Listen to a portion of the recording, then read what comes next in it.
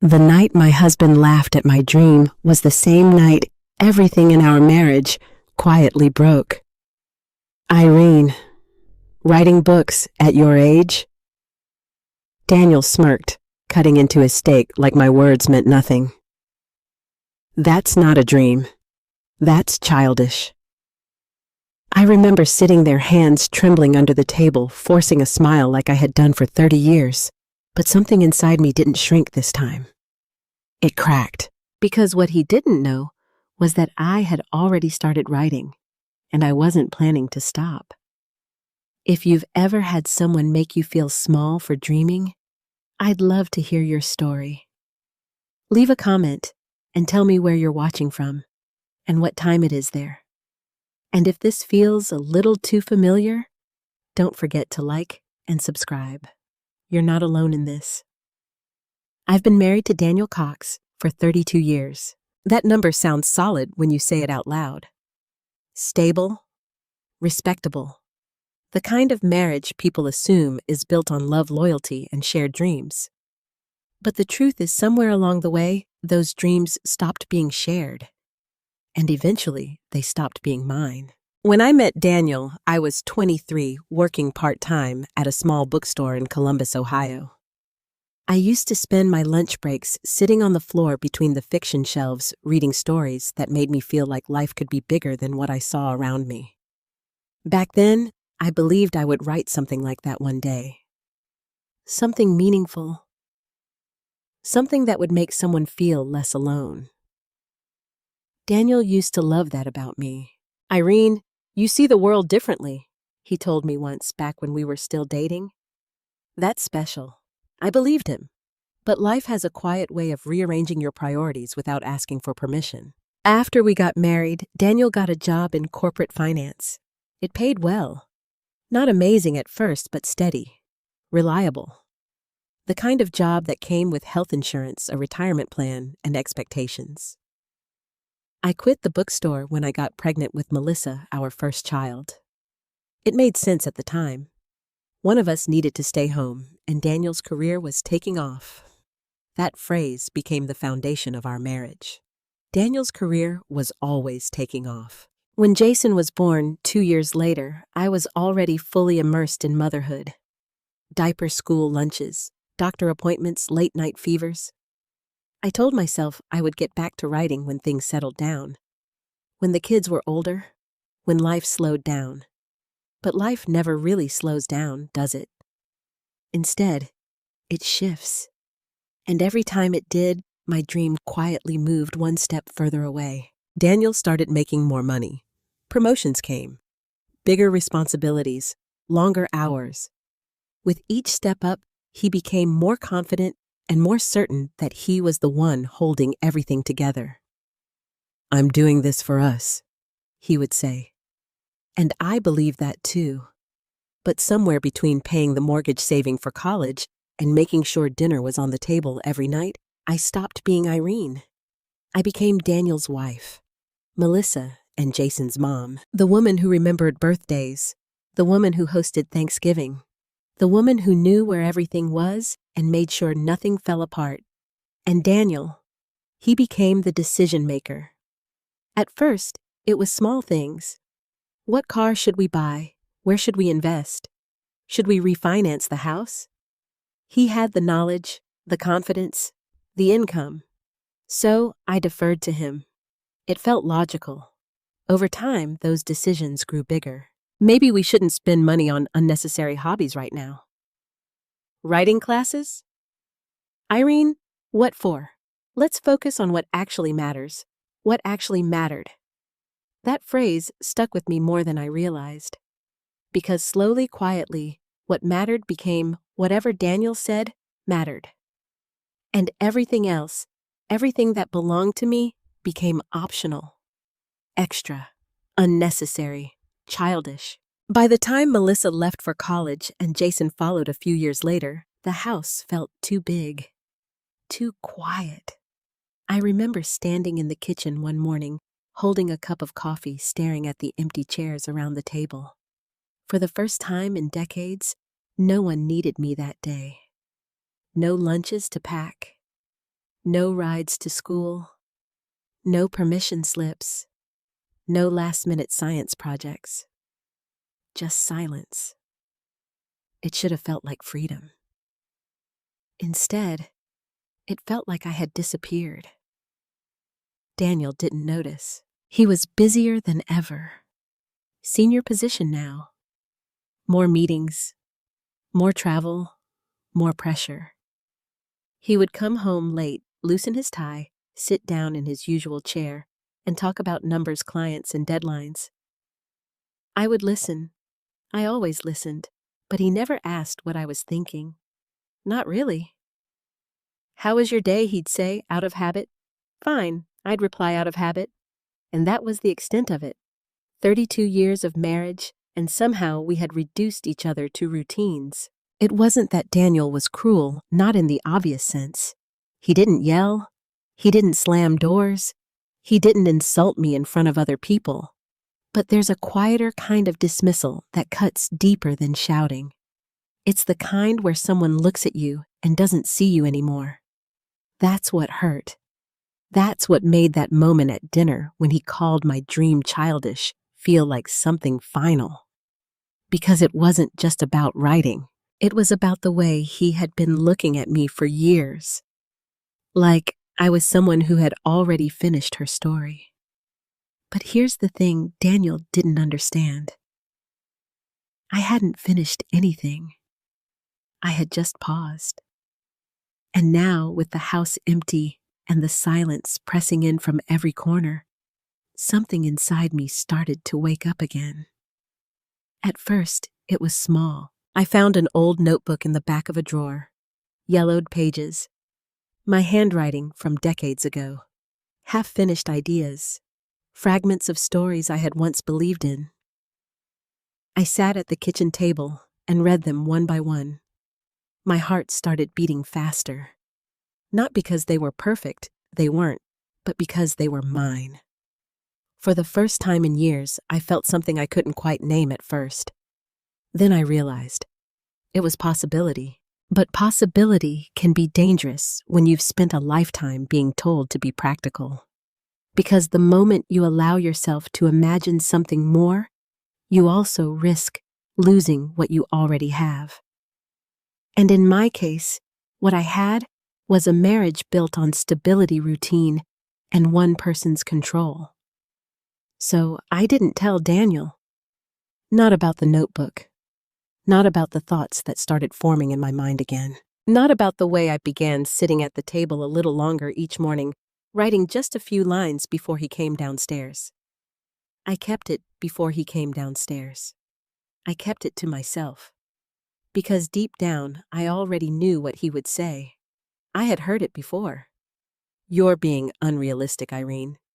You're too old to start something like that," to myself. Because deep down, I already knew what he would say. I had heard it before. "You're being unrealistic, Irene. You're too old to start something like that. Focus on what actually matters." But for the first time in a very long time, I wasn't sure I agreed with him anymore. And that scared me. Because questioning Daniel didn't just mean challenging his opinion. It meant challenging the entire life we had built together. And I wasn't sure yet if I was ready for that. But something had already started. Quietly. Carefully. And whether Daniel liked it or not, I was beginning to remember who I used to be. I didn't always feel invisible. There was a time when I felt chosen. I still remember the first time Daniel told me he believed in me. We were sitting on a park bench sharing a cheap cup of coffee because neither of us had much money back then. "You're going to write a book someday," he said, nudging my shoulder. "And when you do, I'm going to be the first one in line to buy it." I laughed. "You'll get a free copy." "No," he said, smiling at me in that way that used to make my chest feel warm. "I want to pay for it. I want to be the man who says I knew her before the world did." I held on to those words for years. through the chaos of raising kids, through the nights I fell asleep before I could even think about writing, through the mornings when I told myself, not today, maybe tomorrow. Back then, Daniel didn't see my dream as childish. He saw it as part of me. So, what changed? I've asked myself that question more times than I can count. And if I'm honest, it didn't happen all at once. It happened in small moments, quiet shifts, the kind you don't notice until they've already reshaped everything. The first time I brought up taking a writing class after Melissa started kindergarten, Daniel barely looked up from his laptop. "A class," he said. "Irene, that's expensive." "It's not that much," I replied. "Just once a week," he sighed. "We have a mortgage, 2 kids, savings goals. Let's be realistic." Realistic. That word again. I nodded. "You're right." And just like that, I let it go. The second time was a few years later. Jason had just started middle school. The house was finally quiet during the day, and I felt that familiar itch again, the need to create something that belonged only to me. "I've been thinking about writing again," I told him one night. Daniel didn't laugh back then. He didn't mock me. He just dismissed it. "Irene, you already have a full plate," he said. "Why add more stress?" "It wouldn't be stress," I said softly. "It would make me happy." He looked at me, then really looked at me, but not in the way he used to. "In this family," he said carefully, "we prioritize stability." I remember feeling something sink inside me, because in that moment, happiness and stability sounded like opposites, and I had already chosen stability. Or maybe I had been choosing it for years without realizing it. After that, I stopped bringing it up. Not because Daniel forbade me, but because I learned something even more powerful than rules. I learned what he expected of me, and I adapted. That's the thing about long marriages. You don't always need to be told what to do. You just know. You learn the rhythm of the other person's approval. You learn how to stay within it. And eventually you forget what it feels like to step outside of it. By the time the kids were teenagers, writing had become something I only thought about in passing. Like an old friend you used to be close to but no longer call. Sometimes I would catch myself imagining scenes while I was folding laundry or driving to the grocery store. Little ideas, snippets of dialogue, but I never wrote them down. Because what was the point? That's what I told myself. What's the point? I wasn't going to publish anything. I wasn't going to become a writer. That version of me belonged to a different life. And then one night, something happened that I had almost forgotten until recently. Melissa was home from college for Thanksgiving. She was sitting at the table flipping through an old box of things I had saved, drawings, school projects, random keepsakes. "Mom, what's this?" she asked. I walked over and saw it, an old notebook. The same one I had found again just a few weeks ago. Back then, it still looked new, untouched by time. "It's nothing," I said, quickly reaching for it. But she pulled it back, smiling. "Wait, did you write this?" I hesitated. Daniel looked up from across the room. Write what Melissa started reading out loud. She stood at the edge of the lake, wondering how something so still could feel so deep. "Mom, this is good." My heart started pounding. "Just give it back," I said, trying to laugh it off. But Daniel stood up and walked over. He took the notebook from Melissa's hands and flipped through a few pages. For a moment, just a moment, I saw something flicker in his expression. Recognition. Maybe even admiration. But then, it was gone. He closed the notebook and handed it back to me. "It's nice," he said, "but it's just a hobby. Just a hobby." I don't know why that moment stayed with me for so long. Maybe because it was the last time he ever acknowledged that I had something worth saying. After that, the conversation shifted. Dinner was served. Everyone moved on. But I didn't, because something in me had hope, just for a second, that he would say more, that he would remember who I used to be, that he would tell our daughter, "Your mother is talented." Dinner was served. Everyone moved on. But I didn't, because something in me had hoped, just for a second, that he would say more, that he would remember who I used to be, that he would tell our daughter, "Your mother is talented." But he didn't, and I told myself it didn't matter. I told myself I was being too sensitive. I told myself I should be grateful for the life we had built, and I believed it, for a long time, until the kids left, until the house got quiet, until I had nothing left to distract me from the truth that I hadn't just given up my dream. I had been slowly talked out of it, not with cruelty, not with force, but with logic, with responsibility, with the constant reminder that what I wanted didn't matter as much as what we needed. And maybe that would have been enough. Maybe I would have lived the rest of my life like that, quiet, supportive, invisible. If Daniel had just left it there, if he had simply continued to ignore that part of me. But he didn't. He crossed a line. The night he called my dream childish, he didn't just dismiss me. He erased me. And that's something I couldn't unsee anymore. Because now when I look back at all those years, I don't just see sacrifice. I see a pattern of shrinking myself to fit into a version of life that only made room for one person's ambitions. And for the first time in my life, I'm starting to wonder, what would have happened if I had said no? The first time I wrote again, I felt like I was doing something wrong. It sounds strange, doesn't it? Sitting alone at my own kitchen table holding a pen, and yet my heart was racing like I was breaking a rule. Because in a way, I was. For 32 years, I had trained myself to put everything else first.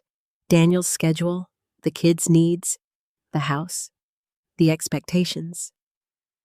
Writing didn't fit into that system. It had no purpose, no measurable outcome, no guarantee of success, which meant in Daniel's world, it didn't matter.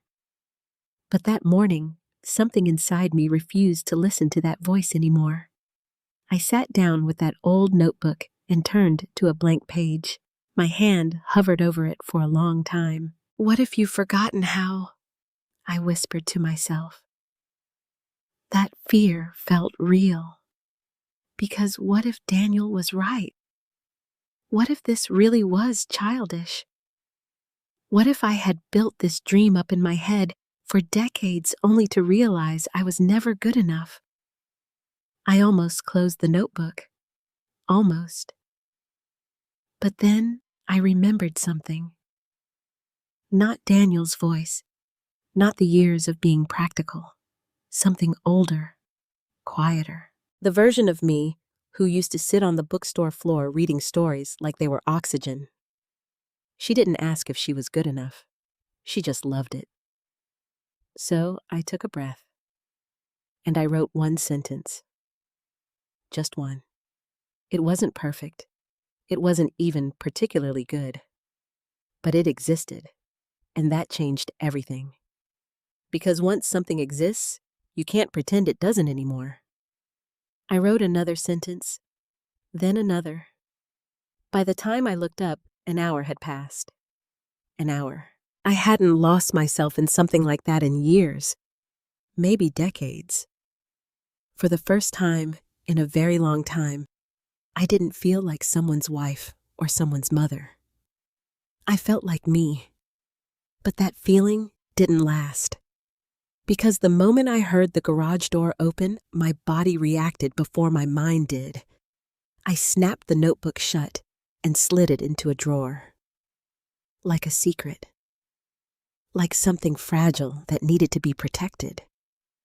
Daniel walked in a few seconds later, loosening his tie like always. "Hey," he said. "Hi," I replied, forcing my voice to sound normal. How was your day? Fine. There it was again. That word. Fine. But this time it wasn't true. This time my day had been something else. Something alive. And I didn't tell him. Not because I wanted to lie, but because I didn't want him to take that feeling away from me. That became my new routine. Every morning after Daniel left for work, I would sit at the kitchen table and write. At first, it was just an hour, then 2. Sometimes I would lose track of time completely. The house that once felt empty started to feel like a space I could finally fill with something of my own. I wrote about a woman who had spent her life being quiet. A woman who believed her voice didn't matter until one day she realized it did. I didn't plan that story. It just came out of me, piece by piece, day by day. And with every page, something inside me started to shift. I stopped apologizing to myself. I stopped questioning whether it was worth it. Because it wasn't about publishing. It wasn't about money. It was about reclaiming something I had lost. My voice. But secrets have a way of growing heavier over time, and mine was no exception. A few weeks into this new routine, Daniel started noticing small changes. You've been busy lately, he said one evening, glancing around the house. I've been keeping occupied, I replied carefully. With what? Just things around the house. It wasn't entirely a lie, but it wasn't the truth either. He nodded, but I could tell something didn't sit right with him. Daniel was used to knowing everything, every detail, every decision, and now there was a part of my life he couldn't see. That made him uncomfortable. A few days later, he came home earlier than usual. I was sitting at the table, completely lost in what I was writing. I didn't hear the door open. I didn't hear his footsteps. I only realized he was there when his voice cut through the silence. What are you doing? I froze. Slowly, I looked up. Daniel was standing a few feet away, his eyes fixed on the notebook in front of me. For a second, neither of us spoke. Then I said the only thing I could think of. I'm writing. The word hung in the air between us. Simple, honest, dangerous. He let out a small laugh. Not loud, not aggressive, but enough to make my chest tighten. Still on that? He said. Still. As if it had never really gone away. As if it had always been something temporary. Something insignificant. I felt that familiar urge rise up inside me, the urge to shrink, to explain, to soften it. It's just something to pass the time, I said quickly. But even as the words left my mouth, I hated them, because they weren't true. Not anymore. Daniel stepped closer and picked up the notebook without asking. He flipped through a few pages, his expression unreadable. Then he closed it and placed it back on the table. You're serious about this, he said. It wasn't a question. I swallowed. I enjoy it. He shook his head slightly. Irene, you don't need to do this. There it was, that quiet dismissal, that certainty that he knew better.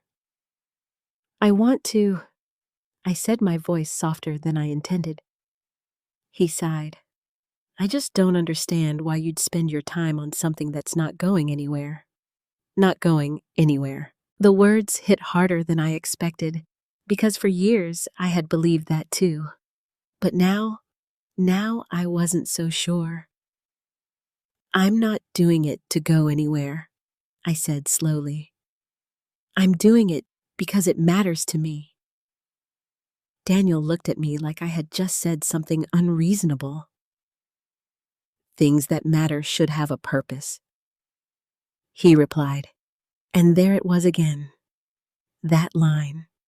That invisible boundary he had built around what was acceptable, what was worthwhile, what was adult. I felt something shift inside me. Not loudly, not dramatically, but firmly. Maybe it doesn't have to, I said. He stared at me for a moment longer, then let out a short breath. If that's how you want to spend your time, he said, already turning away. I just hope you don't expect anything to come from it. And then he walked out of the room, just like that. Conversation over, decision made, judgment passed. I sat there staring at the notebook in front of me. My hands were shaking. Not because I was scared of him, but because for the first time in my life, I had pushed back. It was small, barely noticeable, but it was there. And once something like that happens, you can't undo it. Because now I knew something I hadn't allowed myself to know before. I didn't need his approval. And that realization, it was terrifying. But it was also the beginning of something much bigger than I had expected. I didn't expect the silence to be louder than the argument. Daniel didn't yell that night. He didn't forbid me from writing. He didn't even bring it up again. And somehow, that felt worse. Because now, every time I sat down with my notebook, I could feel it. His disapproval. Unspoken, but present, like a shadow in the room. The next morning, I hesitated before opening the drawer. For a moment, I just stood there staring at it. You're overreacting, I told myself. He didn't say you couldn't write, but that wasn't the point. The point was, I knew he didn't believe in it, in me. And that old version of me, the one who had spent decades seeking his approval, was still there whispering, maybe he's right. Maybe this is pointless. Maybe you should stop before you embarrass yourself. My hand tightened around the edge of the drawer. Then I pulled it open. No, I said out loud, just one word. But it felt like a decision. I sat down and started writing. The words didn't come as easily that day. They felt heavier, more deliberate, like I had to push them through something invisible. But I didn't stop. Because now writing wasn't just about the story anymore. It was about proving something. Not to Daniel, to myself. That I could keep going even when no one else cared. Days turned into weeks. Weeks turned into months. And slowly, something began to change again. Not in Daniel, in me. I stopped hiding the notebook. I left it on the table sometimes. Not as a statement, just as a fact. This is part of my life now, Daniel noticed. Of course he did. One evening he picked it up again, flipping through more pages than before. You've been doing this a lot, he said. Yes, that's a lot of writing. I guess it is. He looked at me, trying to read something in my face. Are you planning to do something with it? The question caught me off guard, not because of what he asked, but because of how he asked it. There was a hint of something new in his tone. Not support. Not exactly, but curiosity. I don't know yet, I admitted. He nodded slowly. Well, just don't get your hopes up. There it was again. That subtle cut, that quiet way of keeping expectations low. I didn't respond, because I was starting to understand something important. Daniel didn't need to say stop to limit me. All he had to do was remind me that success was unlikely. That belief would do the rest. But this time it didn't. Because something this time it didn't. Because something unexpected happened a few days later. Something that shifted everything. It was Melissa. She called me out of the blue one afternoon. Mom, "What are you doing?" she asked. "I'm just at home," I said. Why unexpected happened a few days later. Something that shifted everything. It was Melissa. She called me out of the blue one afternoon. "Mom, what are you doing?" she asked. "I'm just at home," I said. Why, I was cleaning out some old files and found pictures of that notebook you used to write in. "Are you still doing that?" I hesitated. Then I said yes. There was a pause on the other end, and then she said something I wasn't prepared for. "I always thought you should." My throat tightened. "Really?" "Yeah," she said. "I remember reading some of your stuff when I was younger. You were good, Mom." Good. Such a simple word, but it landed differently coming from her. Because there was no agenda behind it, no practicality, no conditions, just belief. "I don't know if I'm good," I said quietly. "Well," she replied, "you won't find out if you stop." I closed my eyes.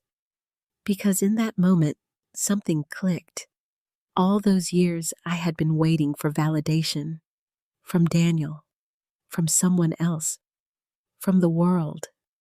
But maybe I didn't need that. Maybe I just needed to keep going. "Can I read it?" Melissa asked suddenly. My eyes snapped open. "What you're writing? Can I read it?"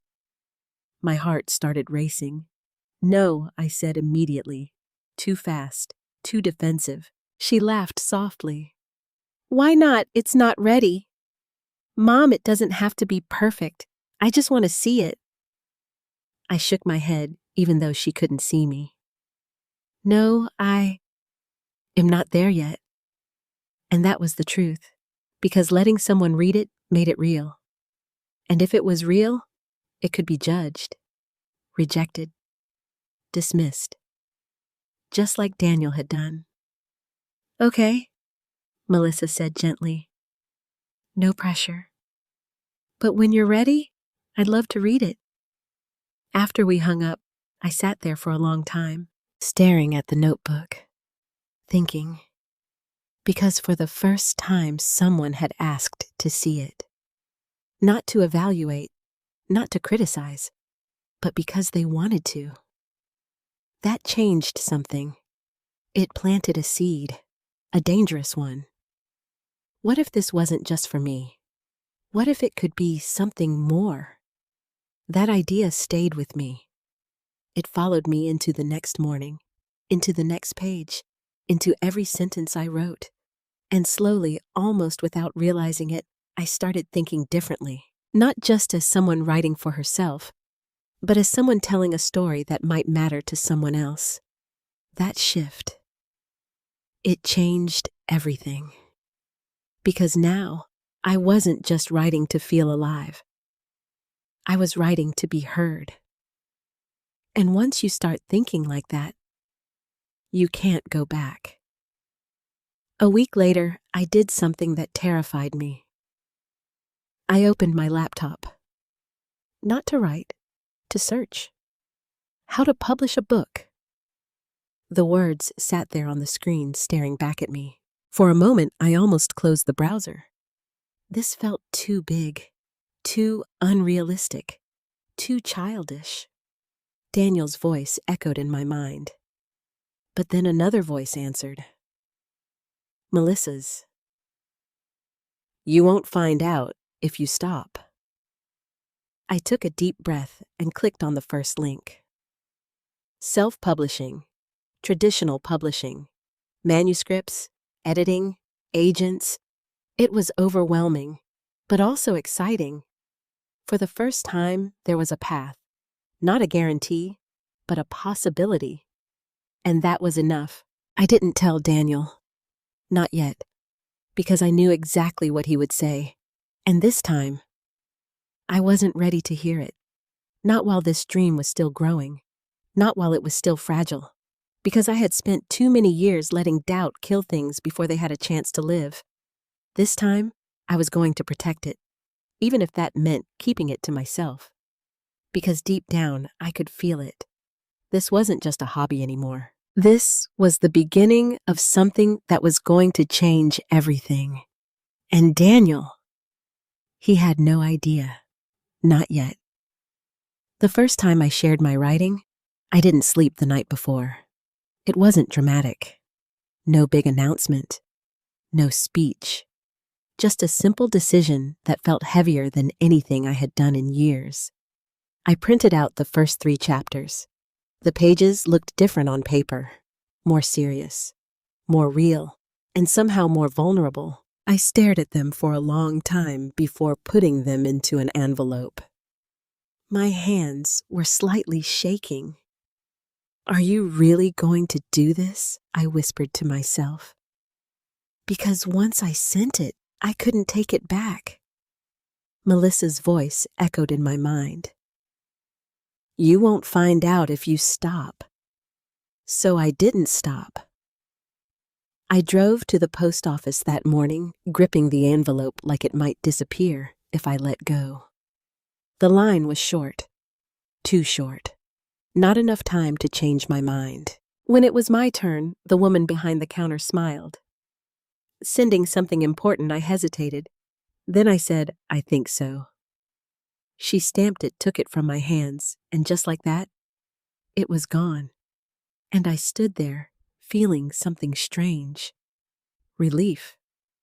And fear. At the same time. Because now there was nothing left to hide behind. Now someone else was going to read my words. Judge them. Decide if they meant anything or nothing at all. The drive home felt longer than usual. Every thought in my head was louder.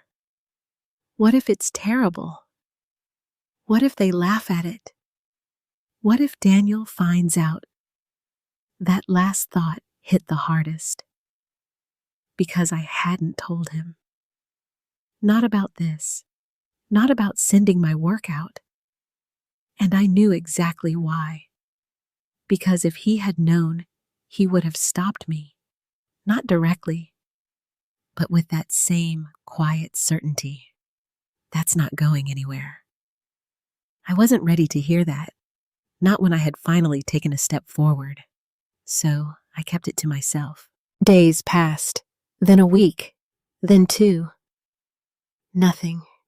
No email, no letter. No response. And slowly the doubt started creeping back in. Maybe they didn't even bother reading it. Maybe it wasn't good enough. Maybe Daniel was right all along.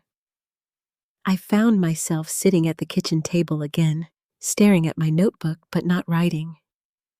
The words were still there, somewhere, but they felt harder to reach, because now it wasn't just mine anymore.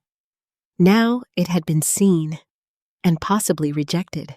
"You're getting ahead of yourself," I told myself. "You don't even know what they think." But that didn't stop the feeling.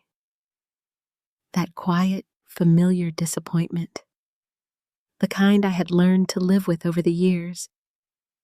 The kind that tells you don't expect too much. I almost stopped writing that week. Almost. But something unexpected pulled me back. It wasn't Melissa. It wasn't Daniel. It was the story itself. I couldn't leave it unfinished. I needed to know how it ended, so I kept writing. Even with the doubt sitting beside me. Even with the silence stretching longer each day. And then something happened longer each day. And then something happened, Ned. It was a Thursday afternoon. Ordinary. Quiet. I was folding laundry when my phone buzzed. Unknown number. I almost ignored it. Almost. But something made me answer. "Hello, hi. Is this Irene Cox, Ned?" It was a Thursday afternoon. Ordinary. Quiet. I was folding laundry when my phone buzzed. Unknown number. I almost ignored it. Almost. But something made me answer. "Hello, hi, is this Irene Cox?" My heart skipped. Yes, This is Rebecca Hale from Silverline Literary Agency. I froze. For a second, I couldn't speak. I'm calling about the manuscript you submitted. Manuscript. That word alone made everything feel real. Yes, I said finally, my voice barely steady. I've read your chapters, she continued, and I'd like to talk to you about them. My grip tightened on the phone. This wasn't rejection. This wasn't silence. This was something else. Okay, I managed. I think there's something very compelling in your voice, she said. It feels honest, raw. It has emotional depth that's hard to teach, emotional depth that's hard to teach. My eyes filled with tears before I could stop them. Because no one had ever said anything like that to me before. Not about my writing, not about something that belonged entirely to me. I thank you. My eyes filled with tears before I could stop them, because no one had ever said anything like that to me before. Not about my writing, not about something that belonged entirely to me. I thank you, I whispered. But, she continued gently, it's not quite ready yet. There it was. The part I had been expecting, the reality. But she repeated, I think it could be, with some work, hope, careful, measured, but real. I'd be interested in seeing more if you're willing to revise and continue. My breath caught. Yes, I said immediately. Yes, I am. We talked for another 20 minutes, about structure, about pacing, about where the story could go. Every word she said felt like a door opening. Not fully, but enough to let light through. When the call ended, I sat down slowly. The room felt different, like something had shifted. Because for the first time, someone in the outside world had taken me seriously. Not as a hobby, not as something childish, but as something possible. And then reality hit. Daniel. I hadn't told him any of this. Not about sending the manuscript, not about the call, not about the fact that someone believed in what I was doing. I looked around the house. The same walls, the same furniture, the same life. But I wasn't the same person anymore, and that meant something had to change. That evening, Daniel came home like always, set his keys down, loosened his tie. How was your day? He asked.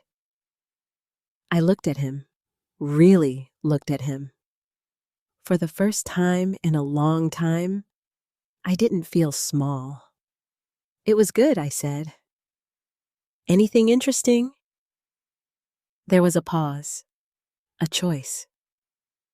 I could stay quiet, keep this to myself, protect it. Or I could say it out loud and risk everything. I got a call today, I said. He glanced at me. From who? I took a breath. From a literary agent. The silence that followed was immediate, heavy, different from before. Daniel stared at me, trying to process what I had just said. Oh, what? He asked. A literary agent, I repeated. She read my writing. His expression shifted. Confusion, then disbelief. You sent your writing to someone, he said. Yes, without telling me. He didn't say it, but I could hear it. I wanted to try, I said. And, he asked, she wants to see more. The words felt powerful coming out of my mouth. Simple, but undeniable. For a moment, Daniel didn't respond, and then he laughed. Not loudly, not cruelly, but enough. Okay, he said. Let's not get carried away. There it was, the same reaction, the same dismissal. But this time, it didn't land the same way. Because now I had something he couldn't take away. Proof. Someone else saw value in what I was doing. And that changed everything. I'm not getting carried away, I said calmly. I'm just continuing. He shook his head like he didn't know what to say. Just be realistic, Irene. I met his eyes. I am. And for the first time, I meant it. After that night, something invisible shifted between us. Daniel didn't bring it up again. Not the agent, not my writing, not the fact that someone somewhere thought I had potential, but I could feel it. A quiet tension. Like we were both pretending nothing had changed while knowing everything had. The next morning, he left earlier than usual. No coffee together. No small talk. Just a quick, "See you later," and the door closing behind him. I stood in the kitchen, holding my mug, staring at the empty space where he had been. And for the first time, I didn't feel guilty. That surprised me, because for years I had measured my choices against his comfort. If he felt uneasy, I adjusted. If he disapproved, I stepped back. But now I had crossed a line. Not a dramatic one, but a quiet, irreversible one. I had chosen something for myself. If he felt uneasy, I adjusted. If he disapproved, I stepped back. But now I had crossed a line. Not a dramatic one, but a quiet, irreversible one. I had chosen something for myself without asking permission, and there was no going back. That day, I sat down at my desk with a different kind of focus. Not fear, not doubt, direction. Rebecca's voice echoed in my mind. It's not quite ready yet, but it could be. That sentence stayed with me, because it wasn't rejection. It was an invitation. So I pulled out my manuscript and started reading it again. This time, not as the writer, but as someone trying to improve it. And suddenly, I could see things I hadn't before. Scenes that dragged, moments that needed more depth, dialogue that didn't feel real enough. It wasn't perfect, not even close. But for the first time, I didn't feel discouraged by that. I felt motivated, because now I knew where I could grow. Hours passed without me noticing. I rewrote paragraphs, cut entire sections, added new layers to characters, and something incredible happened. The story became stronger, not just longer, better. That night when Daniel came home, I was still at the desk. He paused when he saw me. "You've been sitting there all day," he asked. I nodded. "I'm revising." He frowned slightly. "Revising what, my manuscript?" The word hung in the air. More solid now. Less like a hobby. More like a project. He sighed, setting his bag down. "Irene, you're taking this too seriously." I turned to face him. "No," I said calmly. "I'm finally taking it seriously enough." He didn't like that answer. I could see it in his eyes, because for the first time I wasn't shrinking to make him comfortable. "I just don't want you to get hurt," he said. That sounded reasonable, caring even, but something about it didn't sit right with me, hurt how I asked. "When this doesn't go anywhere," he replied. There it was again, that certainty, that quiet assumption that failure was inevitable. And suddenly, I saw it clearly. This wasn't about protecting me. This was about protecting his view of the world. Because if I succeeded, it would challenge everything he believed about what was realistic. "I might fail," I said. He nodded quickly like he was relieved I understood. "But I might not." That stopped him. He stared at me like he didn't recognize me for a second. And maybe he didn't, because this version of me, she didn't exist before. "You're changing," he said quietly. I held his gaze. Yes, There was a long silence, and then he walked away. No argument, no lecture, just distance. That night we went to bed without talking, lying side by side, facing opposite directions. It felt like there was a wall between us, not built overnight, but finally visible. I didn't sleep much, not because I was anxious, but because I was thinking about everything, about the years behind me, about the choices I had made, about the parts of myself I had set aside to keep the peace. And for the first time, I wondered what my life would have looked like if I hadn't. That thought stayed with me the next morning, and the next, and the next. Meanwhile, my revisions continued.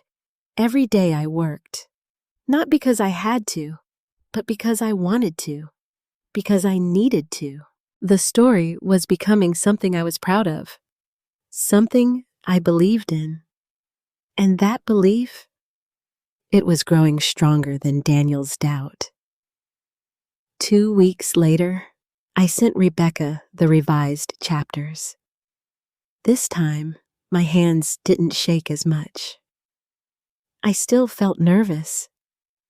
Of course I did. But underneath that, there was something else. Confidence. Not in the outcome, but in the effort. I had done the work. Now, whatever happened next, I could accept it. Or so I thought. Because the real test wasn't the waiting. It was what happened when the waiting ended. The call came faster this time.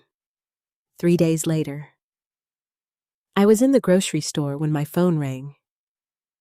Same number, same name. My heart started pounding.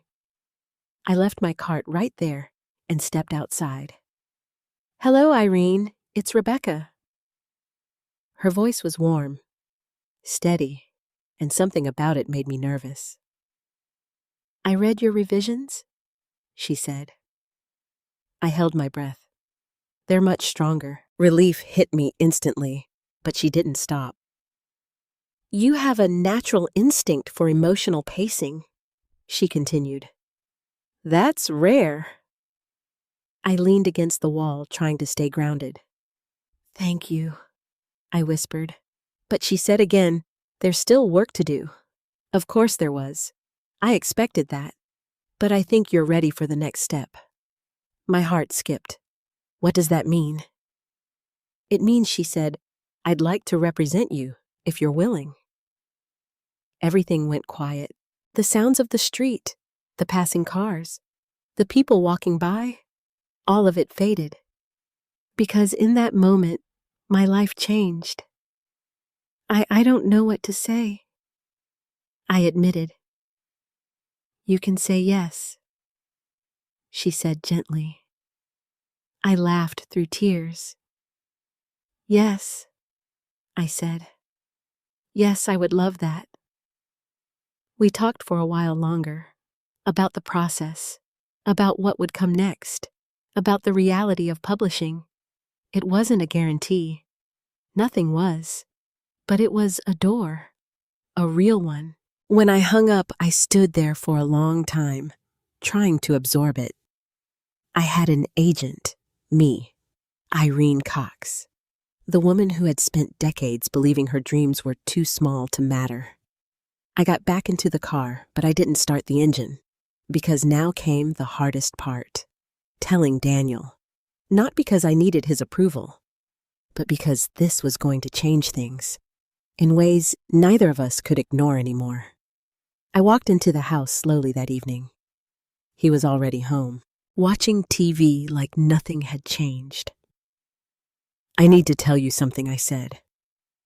He muted the volume, glancing at me. "What is it?" I took a deep breath. A literary agent offered to represent me. The silence that followed wasn't disbelief this time. It was something else, something darker, something closer to threat. Daniel didn't respond right away.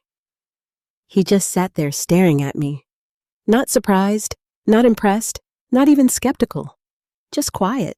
And somehow that silence felt heavier than anything he had said before. "You're serious?" he finally said. It wasn't a question. It was a realization. "Yes," I answered. He leaned back slightly, running a hand over his face. "A literary agent," he repeated slowly. "So what now? You're a writer?" There was something in his tone, something sharp, not mocking, not exactly, but defensive. "I've been writing for years," I said calmly. He let out a short breath. "Yeah, but that's different. How?" I asked. "This?" He gestured vaguely toward me. "This is real life, Irene, not stories." I felt something shift inside me again. Not anger, clarity. "This is real life," I said, "and this is part of mine." He shook his head, standing up. "I just don't get it," he muttered. "Where is this coming from?" That question hit harder than I expected, because it revealed something deeper. He truly didn't know me. Not this part of me, not the part that had been there all along. "It's always been there," I said quietly. "You just never paid attention." He stopped, turned slowly. "That's not fair, isn't it?" I asked. For years I had avoided moments like this, confrontation, truth. But now it felt necessary. "You never asked what I wanted?" I continued. "You just decided what made sense." "That's not true," he said, but his voice lacked conviction. "Then tell me," I pressed gently. "When was the last time you asked me about my dreams?" Silence. Again. But this time, it wasn't just his. It was ours. A shared history of things unsaid. "I was trying to build a stable life," he said finally. "I know," I replied, and I appreciated that. He looked at me, searching for something, understanding, agreement, but I didn't give it. "Stability doesn't mean I disappear," I added. That landed. I could see it, because for the first time, I was putting words to something we had both ignored for years. "You're acting like I held you back," he said. I hesitated, because this was the moment, the truth or the version that keeps the peace. "You didn't force me," I said carefully, "but you made it clear what you believed was worth pursuing and what wasn't." His jaw tightened. "I was being realistic." "There's that word again," I said softly. "Realistic." It used to comfort me. Now it felt like a cage. "And what if your version of realistic was just limiting?" I asked. He didn't answer. Instead, he walked to the kitchen, grabbing a glass of water, putting distance between us. "I don't want to fight," he said. "I'm not fighting," I replied. "I'm finally talking." Another silence, but this on E felt different, less tense. Morin grabbing a glass of water, putting distance between us. "I don't want to fight," he said. "I'm not fighting," I replied. "I'm finally talking." Another silence, but this one felt different, less tense, more exposed. "I just don't want this to change everything," he admitted. That surprised me, because it wasn't anger. It was fear. "It already has," I said gently. He looked down. "And that scares you," I added. He didn't deny it, because deep down, we both knew why. If I changed, if I grew, if I succeeded, then the version of our life he had built might not fit anymore. And that was something neither of us knew how to navigate. "I don't know where this goes," he said. "Neither do I," I replied. But I know I can't go backward. That was the truth. Simple, uncomfortable, final. That night, we didn't argue. We didn't resolve anything either. We just existed in the same space, feeling the weight of everything that had shifted. The next few days were quiet, almost too quiet. Daniel became distant, polite, but distant. Like he was observing me instead of living with me, watching to see what I would do next. And I knew why. Because now this wasn't just talk. Now I had an agent. Now there were real steps ahead. Deadlines, revisions, possibilities. And that made it real in a way he couldn't ignore anymore. Rebecca sent me notes the following Monday. Detailed, thoughtful, honest. She didn't hold back, and I appreciated that because she treated me like someone worth investing in, not someone to be dismissed. I think your strongest asset is emotional authenticity, she wrote, but we need to strengthen the structure to support it. I read that line 3 times. Because it wasn't just feedback, it was direction. So I got to work again.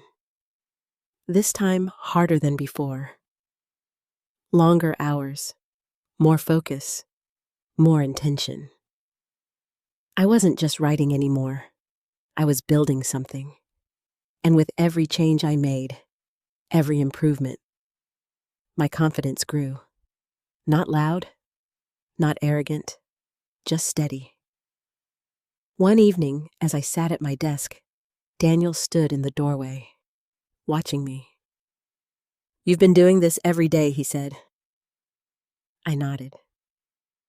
Yes. He leaned against the frame. You really think this is going to turn into something? I paused, then turned to face him. I don't know, I said honestly, but I know I won't forgive myself if I don't try. That answer seemed to catch him off guard, because it wasn't about success, it was about regret. And that was something harder to argue against. I just don't want to lose you in this, he said quietly.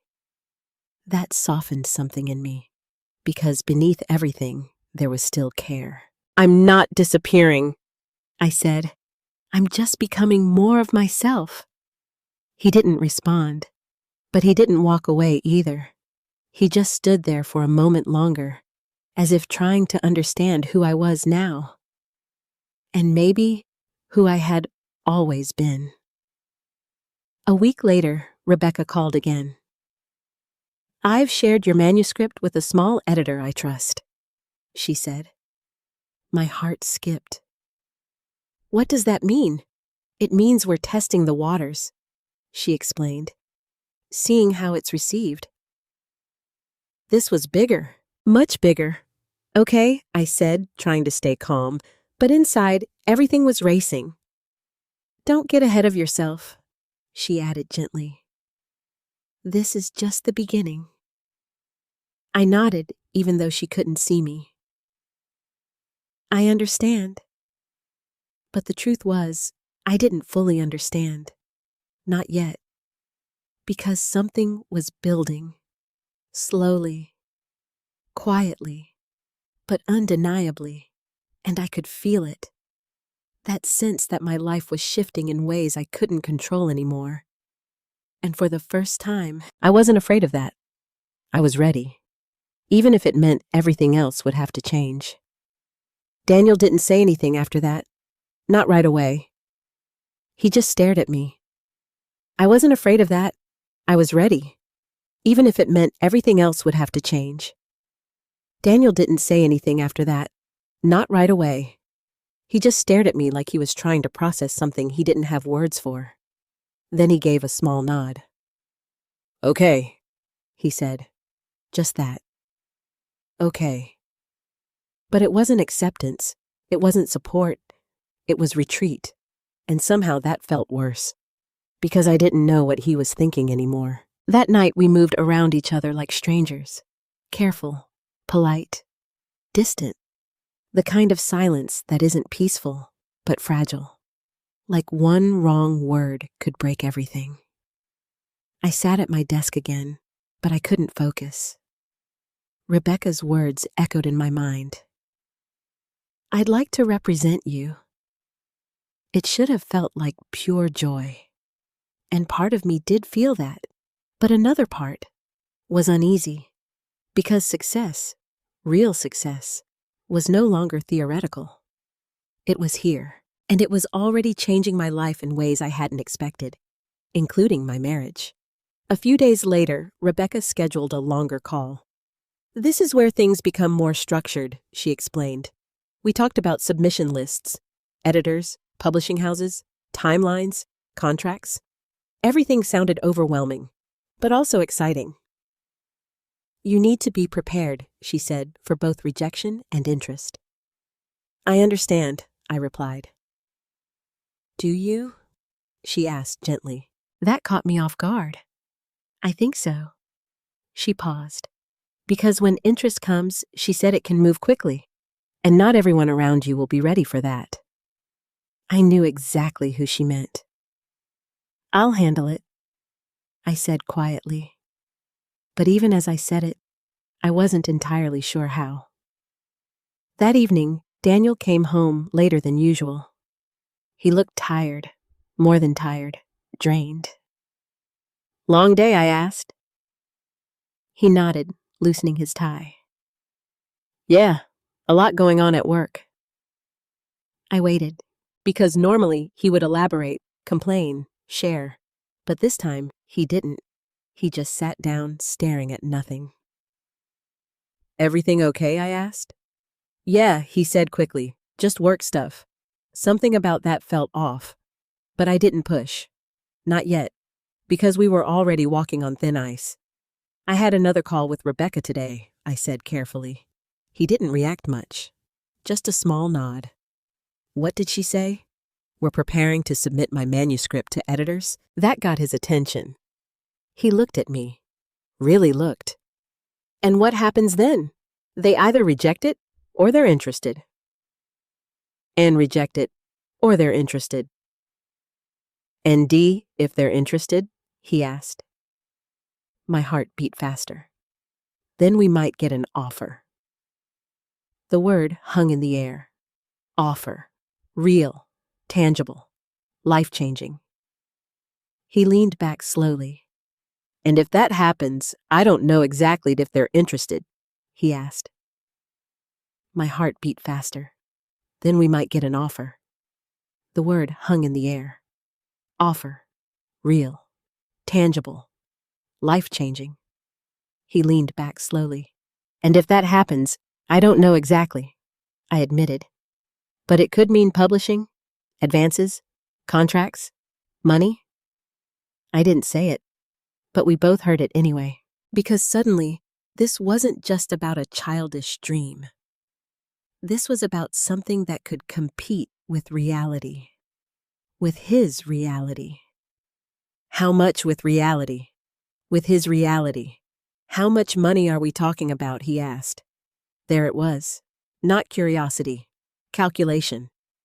It depends, I said. It could be small, or more than we expect.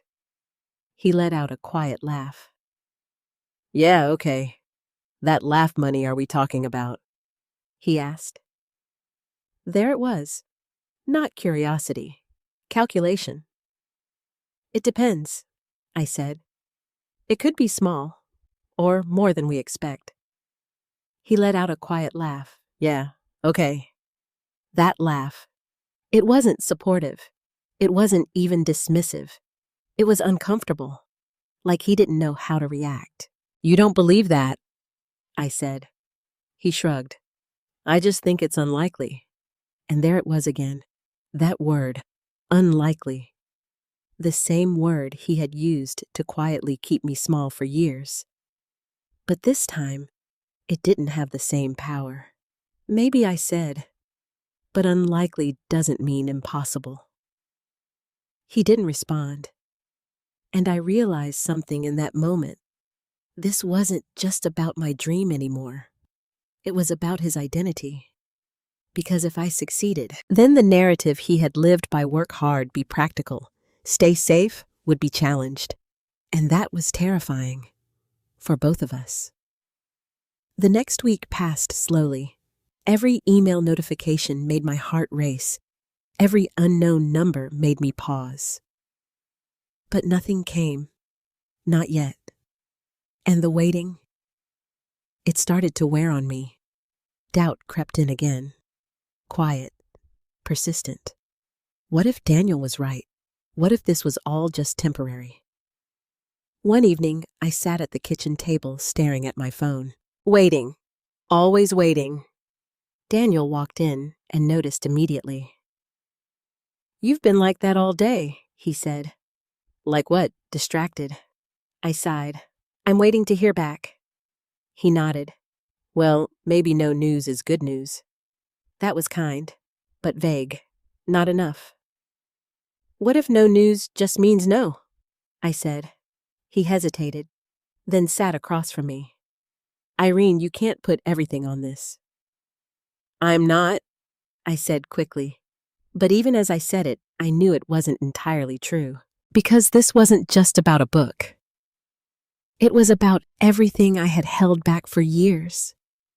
Everything I had convinced myself wasn't important. And now, it felt like it all depended on this one outcome. "I just don't want you to be disappointed," he said. I looked at him, really looked, and for a moment I saw something different. Not doubt, not judgment, fear. His fear.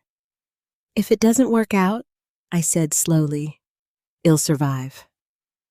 He nodded. "Of course you will, but if I don't try," I added, "that's what would break me." That landed. Because it was honest, and he knew it. The next morning, everything changed. I woke up to 3 missed calls. Same number. Rebecca. My heart dropped. 3 calls. That wasn't normal. That meant something. I called her back immediately. She answered on the first ring. "Irene," she said, her voice different, excited, urgent. "What happened?" I asked, already bracing myself. "We have interest," she said. My breath caught. "From who?" "A mid-sized publishing house in New York. And another one just requested the manuscript this morning." My head started spinning.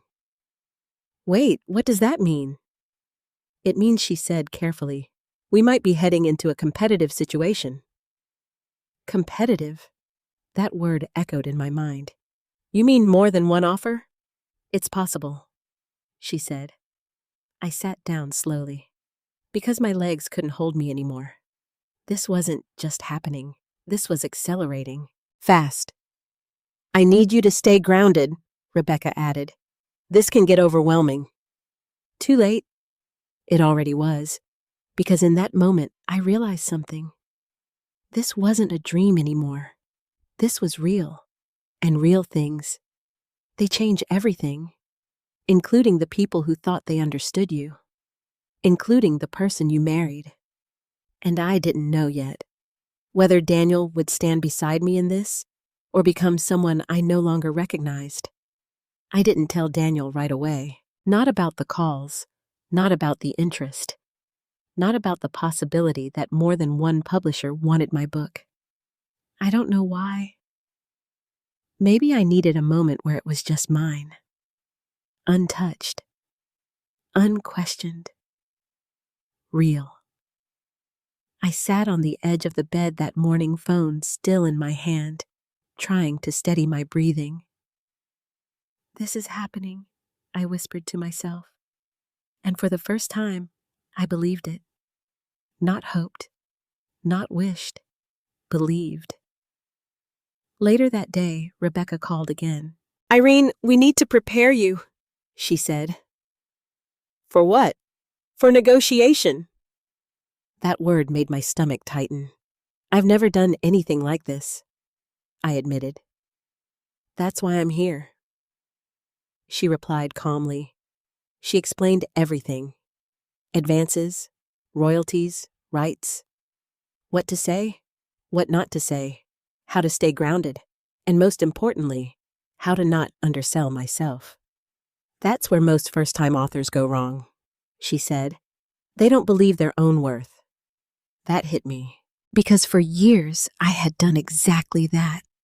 Undervalued myself, minimized myself, shrunk myself to fit into someone else's version of realistic. Not this time, I said quietly. Good, she replied. That evening, Daniel came home earlier than usual. He looked different, tense, distracted, but also determined.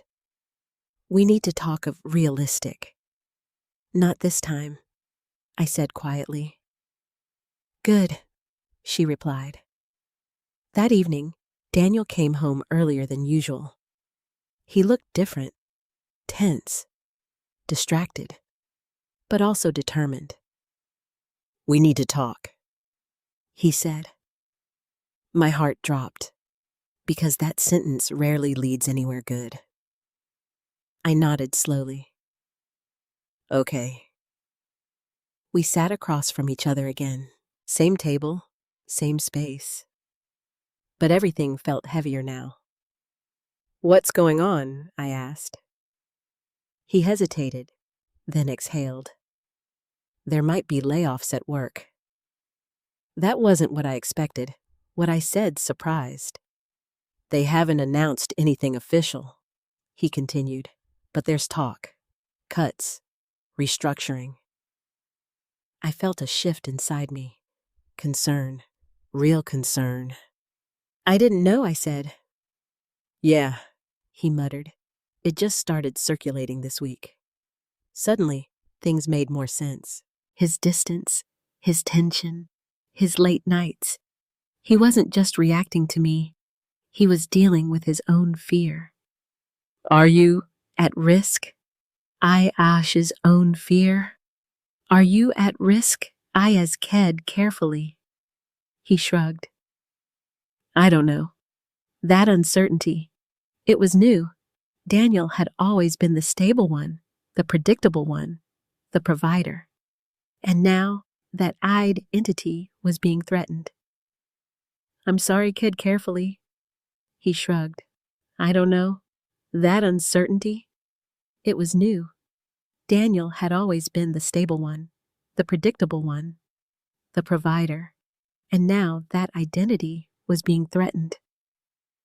I'm sorry, I said softly. He nodded, but didn't look at me. I've been working there for 15 years, he said. I thought I was secure. That word again. Secure. Just like he always wanted our life to be. And now, I asked, now I'm not so sure. We sat in silence for a moment, but this silence wasn't distant. It was shared, heavy but connected. Irene, he said after a while, I need to ask you something. I braced myself. Okay, if something happens to my job. He hesitated, struggling, and that alone told me how serious this was. Would you be able to help? Help? He meant financially. The irony wasn't lost on me. The same dream he had once called childish might become a safety net. I don't know yet, I said honestly. But maybe. He nodded slowly, and for the first time, I saw something in his eyes I had never seen before. Respect, not fully formed, not comfortable, but there, growing. I didn't realize things were getting this serious, he admitted. Neither did I said, and that was the truth, because everything was changing, for both of us. That night I finally told him about the calls, about the interest, about the possibility of multiple offers. He listened, quietly. No interruptions, No sarcastic comments, no dismissive tone, just listening. When I finished, he leaned back. "Processing, that's big," he said. "Yes," I replied. He nodded slowly. "And you did all this on your own?" That question. It carried something deeper. Recognition. "I did," I said. He looked at me differently after that, not like someone chasing a fantasy, but like someone who had built something real. "I was wrong," he said suddenly. The words hung in the air, because Daniel didn't say things like that easily. "About what?" I asked. "About your writing," he said. I stayed silent, letting him continue. "I thought it was a distraction, a hobby," he admitted. His voice softened. "But I see now. It's more than that. Something inside me loosened. Not completely, but enough." "Thank you," I said quietly. He nodded. "I'm not saying I fully understand it yet," he added, "but I respect it." That mattered more than understanding. Because respect, that was what had been missing all along. The next few days felt different. Not perfect, not suddenly easy, but lighter. Daniel started asking questions. Real questions about the process, about Rebecca, about publishing. It wasn't enthusiasm, but it was effort, and I appreciated that. Then the offer came. I was standing in the grocery store when my phone rang. "Rebecca, again." My hands started shaking before I even answered. "Irene," she said, her voice steady. "It's time. We have an official offer." I was standing in the grocery store when my phone rang. "Rebecca, again." My hands started shaking before I even answered. "Irene," she said, her voice steady this time. "We have an official offer." Everything around me faded. What I whispered. An advance. A 2-book deal. They're serious. My knees almost gave out. "I need to sit down," I said. I found the nearest bench and dropped onto it.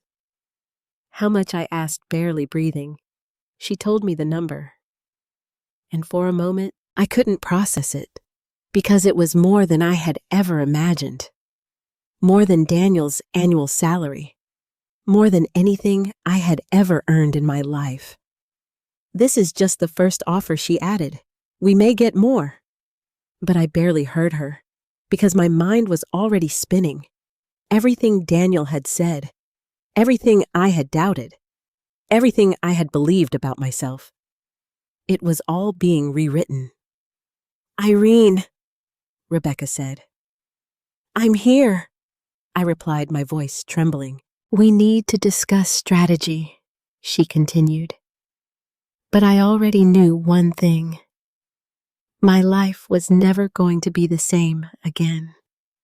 And this time, I wasn't just ready for it. I had earned it. I stared at the number on my phone for a long time, even after the call ended. Even after Rebecca had walked me through what it meant. I still couldn't fully believe it. "This is just the beginning," she had said. But to me, it already felt like everything. I didn't go home right away. Instead, I sat in my car, in the parking lot, gripping the steering wheel, like it was the only thing keeping me grounded. "This is real," I whispered again. And then something unexpected happened. I didn't cry. I didn't scream. I just sat there. Quiet. Because the magnitude of it hadn't hit me yet. Not completely. It wasn't until I pulled into the driveway and saw Daniel's car already there. That reality came rushing in. Because this wasn't just my life anymore. It was ours, and I didn't know how this would change us. I walked inside slowly. Daniel was in the kitchen, standing still. like he had been waiting. "How did it go today?" he asked. His voice was careful, measured. I took a breath. "We got an offer." He froze, just for a second. Then he turned to face me. "An actual offer?" "Yes." He stepped closer. How much? Straight to it. "Of course." I swallowed. Then I told him, and I watched his face change in real time. Confusion, shock, disbelief, and then something darker. "You're serious?" he asked. "I am." He let out a short laugh. But this time, it wasn't nervous. It was unsettled. "That's more than I make in a year," he said. "I know." The room felt smaller, tighter, like the air had shifted. "From one book?" he asked. "It's a 2-book deal," I explained, in advance. He shook his head slowly. "I don't get it." "You don't have to get it," I said gently. "It's just happening." But that wasn't enough, because this wasn't about understanding. This was about control, about identity, about everything he thought he knew about how life worked. "Irene," he said, his voice sharper now. "This isn't normal." I felt something inside me harden. "What do you mean?" "I mean, people don't just wake up and suddenly make this kind of money from writing." "I didn't just wake up," I replied quietly. That landed, because it was true. He just hadn't been paying attention. "I've been working on this for years," I continued. "Late nights, early mornings, while you were sleeping, while you were watching TV, while you thought I was just wasting time." He looked at me, really looked, and I could see it now. He was starting to realize something uncomfortable, that my success didn't come out of nowhere. It grew in the spaces where he wasn't looking. "I didn't realize," he started. "No," I said softly. "You didn't." Silence. Heavy, but honest. Then he did something I didn't expect. He sat down, slowly, like his legs couldn't hold him anymore. "I might lose my job," he said quietly. And suddenly, this wasn't about me anymore. It was about us again. "I know," I said gently, "but now you might not have to worry about that." The words slipped out before I could stop them, and the moment they did, I saw it. That look. Pride turning into something else. Something bruised. "You think I want to depend on you?" he asked. His voice wasn't loud, but it was sharp, defensive. "I didn't mean it like that," I said quickly. "Then what did you mean?" he pressed. "I meant, we're a team," I said. "We support each other." But even as I said it, I knew it didn't sound the same to him, because for years the dynamic had been clear. He provided. I supported. And now, that balance was shifting. "I've always taken care of us," he said. "I know." "And now suddenly," he gestured toward me, "this happens." "This didn't just happen," I repeated. But he wasn't hearing me, because this wasn't about facts. This was about feeling, and his feeling was clear. He was losing control. "I don't know how to handle this," he admitted. That honesty, it caught me off guard, because it wasn't anger. Not really. It was fear. "I don't expect you to," I said softly. "I'm still figuring it out too." He looked at me, and for a moment, we were just two people standing in unfamiliar territory. Not husband and wife, not roles, just people. "What happens next?" he asked. "I don't know exactly," I admitted. We might get more offers, or we might negotiate this one. And you'll take it? He asked. I think so. He nodded slowly, then leaned back in his chair. And what does that mean for us? That question? It carried everything. Our marriage, our future, our identity as a couple. It means things will change, I said. How I don't know yet. He let out a long breath. I've spent my whole life building something stable, he said, predictable. And I've spent mine shrinking to fit into that, I replied. The words came out before I could soften them, but I didn't take them back, because they were true. He looked hurt, but also thoughtful. I didn't know you felt that way, he said. I didn't either, I admitted, and now I can't unsee it. That was the truth. Success didn't just give me money, it gave me clarity, and clarity changes everything. That night, we didn't argue. We didn't resolve anything either. We just sat in the same room, quiet, processing. Because sometimes, the biggest shifts don't come with shouting. They come with silence. The next morning, I got another email. Another publisher. Interested. My heart raced again, but this time it felt different. Less fragile, more grounded, because I wasn't waiting for validation anymore. I had it. Now I had to decide what to do with it, and for the first time in my life. That decision was entirely mine. I didn't sleep much that night, not because I was anxious, not because I was scared, but because my mind wouldn't stop moving. Numbers, possibilities, choices. For years, my life had been simple, predictable, limited. Now suddenly, it felt wide open. And that kind of freedom, it's terrifying. The next morning, I woke up before Daniel. I sat at the kitchen table with my laptop staring at the email from Rebecca. 2 publishers now, both interested, both serious. Good morning. Daniel's voice broke my thoughts. I looked up. He looked tired, more tired than usual. Morning, I said softly. He poured himself coffee, then hesitated. Did you hear back from anyone else, he asked. That question? It surprised me, because it wasn't dismissive. It was engaged. Yes, I said. Another publisher reached out. He nodded slowly. Is that good? Yes, I replied. It gives us more leverage. Us.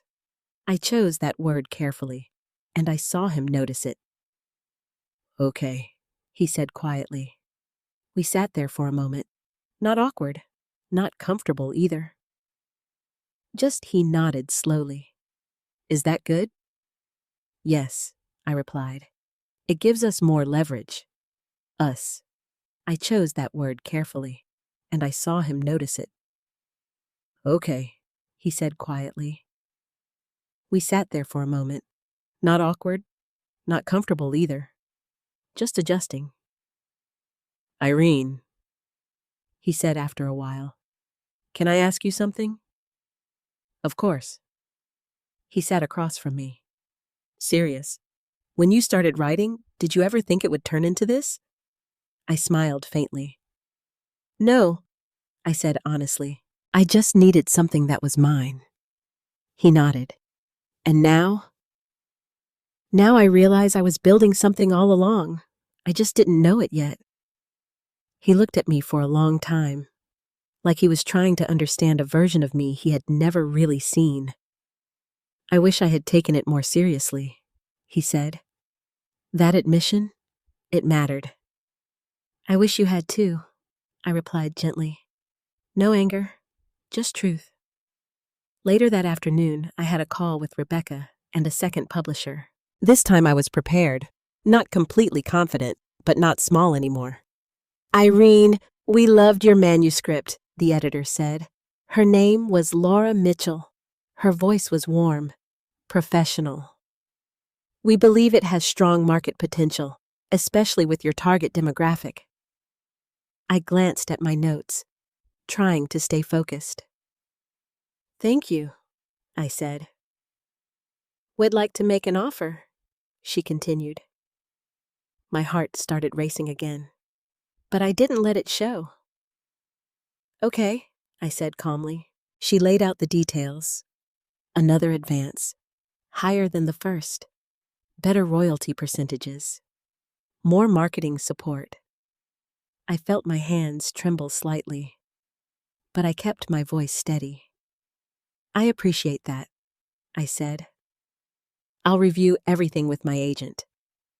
Agent? That word still felt surreal. After the call, Rebecca didn't hesitate. This is what we wanted, she said. Competition. So, what now? I asked. Now we negotiate, she replied. The confidence in her voice was reassuring, but also a little overwhelming. Because this wasn't just happening anymore. It was escalating. Fast. That evening, Daniel was already home when I walked in. He looked at me expectantly. Well, he asked. I took a breath. There's another offer. He stood up immediately. Better? Yes. How much I told him. And this time, he didn't laugh. He didn't question it. He just stared. Processing. That's incredible, he said finally. It is. He ran a hand through his hair. I don't even know what to say. You don't have to say anything, I replied. But he did. I'm proud of you, he said. And that hit differently. Because it wasn't forced. It wasn't defensive. It was real. Thank you, I said softly. We stood there for a moment, and for the first time in a long time, it didn't feel like we were on opposite sides. Then he said something unexpected. Can I read it? I blinked. What, your book? He clarified. Can I read it? I hesitated, not because I didn't want him to, but because that book held everything. My thoughts, my feelings, my frustrations, even parts of my marriage. You might not like it, I warned. I want to understand it, he said. That answer, not because I didn't want him to, but because that book held everything. My thoughts, my feelings, my frustrations, even parts of my marriage.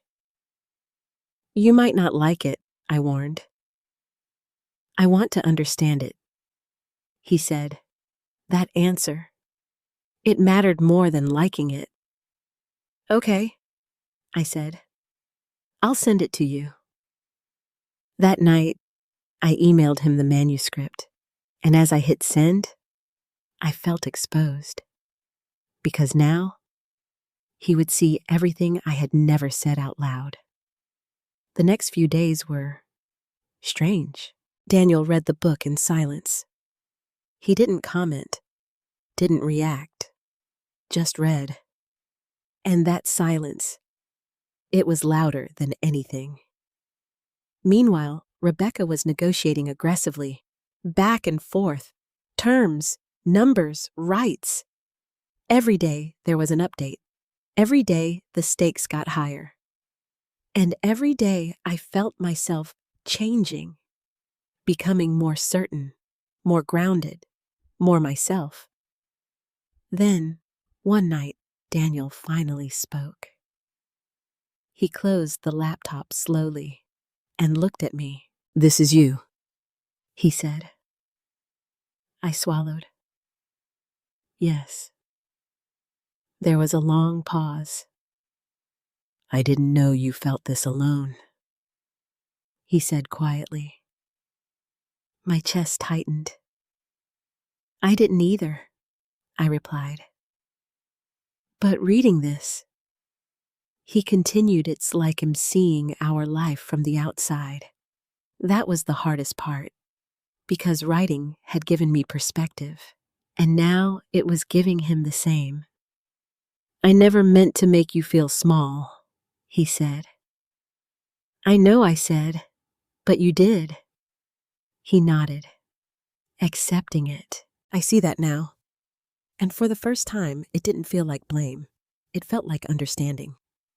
"Is it too late?" he asked. That question? It lingered, because it wasn't simple. "It depends," I said. "On what?" "On whether things actually change. Not words, not apologies. Change. Real. Consistent." He nodded slowly. "I want to try." And I believed him. Not completely, not blindly, but enough.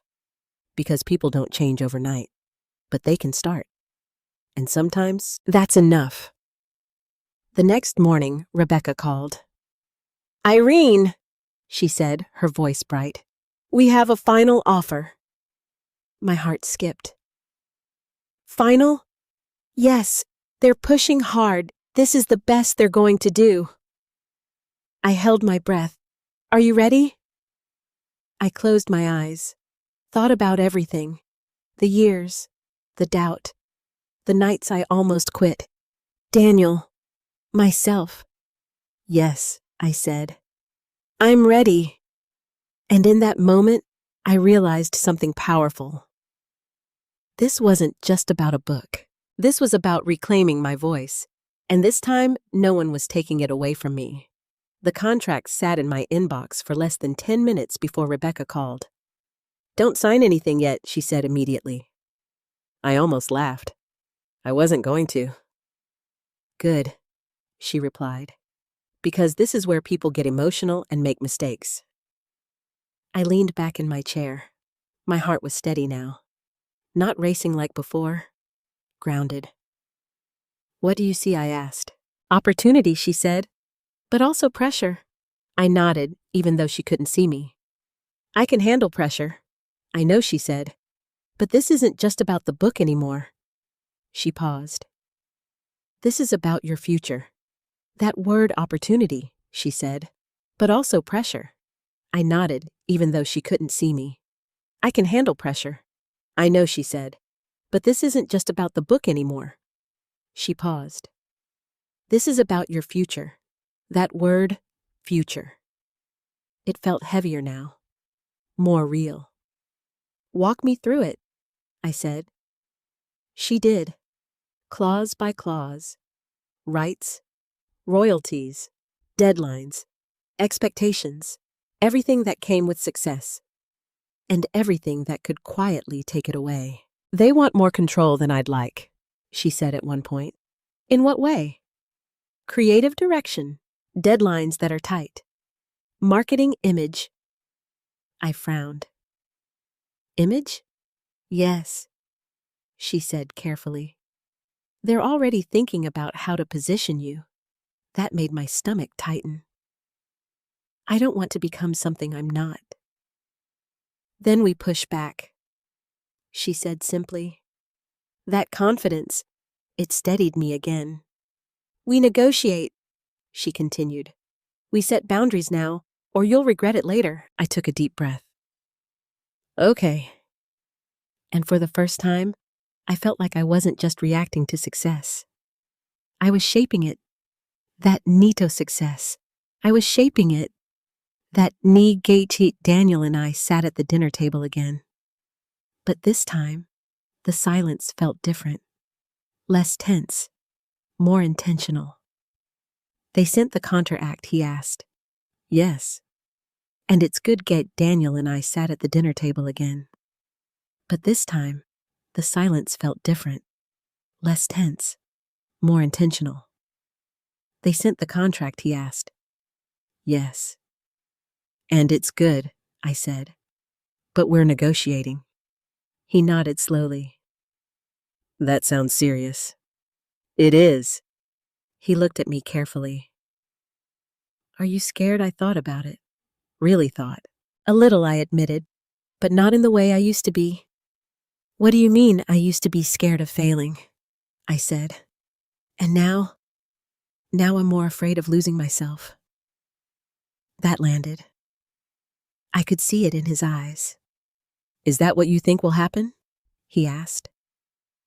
It could, I said honestly, if I'm not careful. He leaned forward slightly. Then don't let it. I smiled faintly. It's not that simple. Why not? He pressed. Because when things get bigger, people start having expectations, I said.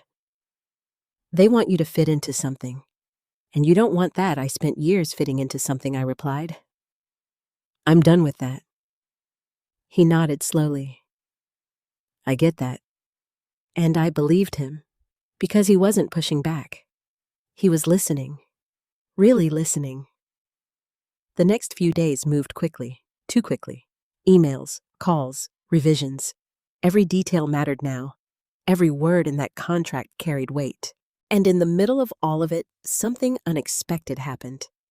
Daniel started showing up differently. He asked questions.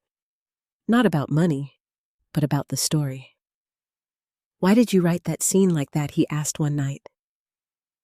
Because it felt true, I said. He nodded. It did. That small moment, it meant more than any number, because for the first time, he respected my voice. Not just my success, but me. Then one evening, everything shifted again. I got a call from Rebecca. Her tone was different, tighter. Irene, she said, we have a situation. My stomach dropped. What kind of situation? There's another author. I frowned. Okay. They're releasing a book with a very similar theme. Same target audience. My chest tightened. Is that bad? It could be, she said. Timing matters in publishing. I stood up, pacing the room. So, what are we saying? We might need to move fast, she said. Or position you differently. Differently? How? That's what we need to figure out. After the call, I sat down slowly. The excitement, it shifted again into something sharper, more competitive, more real. Because this wasn't just my dream anymore. It was a business, and businesses have rivals. That night, I told Daniel. There's competition, I said. He nodded immediately. Of course there is. That response surprised me. You're not worried? I asked. He shrugged slightly. You wrote your story, he said. No one can take that. I blinked. That's simple. Sometimes simple is right, he replied. I sat there for a moment, letting that sink in, because he wasn't wrong. No one could write my story the way I did. No one lived my life. No one felt what I felt. And suddenly, the fear eased. A little. I needed to hear that I admitted. He smiled faintly. Good. There was a pause. Then he added something softer. I used to think your writing was a distraction. I didn't respond. I just listened. But now I see it's who you are, he continued. And I was asking you to hide that. My throat tightened. I didn't realize how much that hurt you. It did, I said quietly. I know that now, he replied. And for the first time, it didn't feel like he was defending himself. He was owning it. I don't want to do that anymore, he said. I want to support you. That word again, support. But this time, it felt different. Not like a promise, like a decision. Well, see, I said gently. Because I wasn't ready to fully trust in it yet, but I was open to it.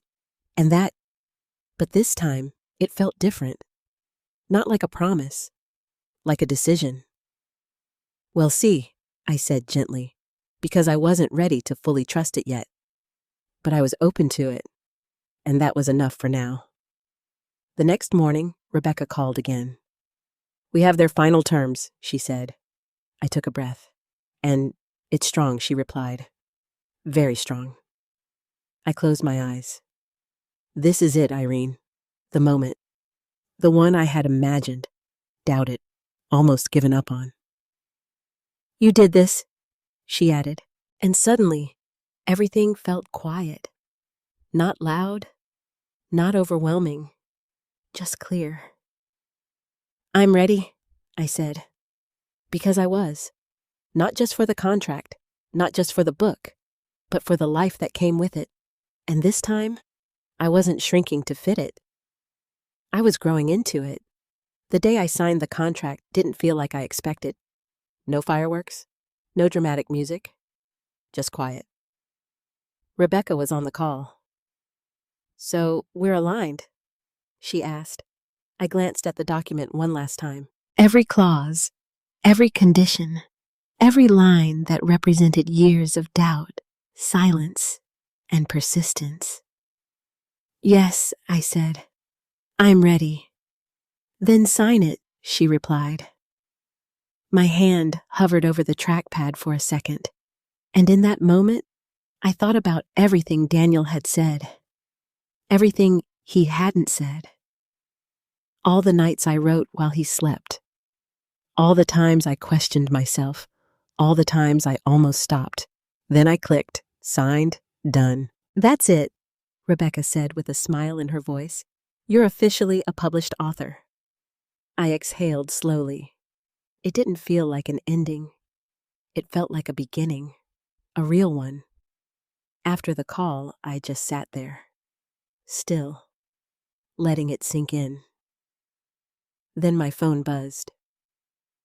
"Daniel, I saw your message," he said. "You signed yes." There was a pause. "I'm proud of you," he said again. This time it landed deeper. "Thank you," I replied. "I mean it," he added. "You did something incredible." I smiled faintly. "I did something I should have done a long time ago." He didn't argue with that, and that said everything. That evening he came home earlier than usual, holding something behind his back. "What's that?" I asked. "Nothing," he said, trying to act casual. I raised an eyebrow. "Daniel?" He sighed, then revealed it.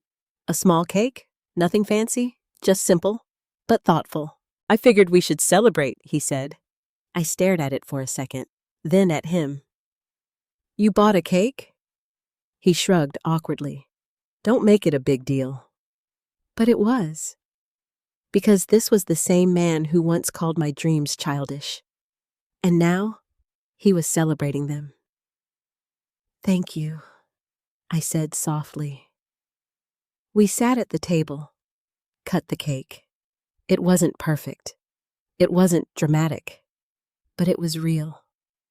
And for the first time in a long time, we felt like a team again.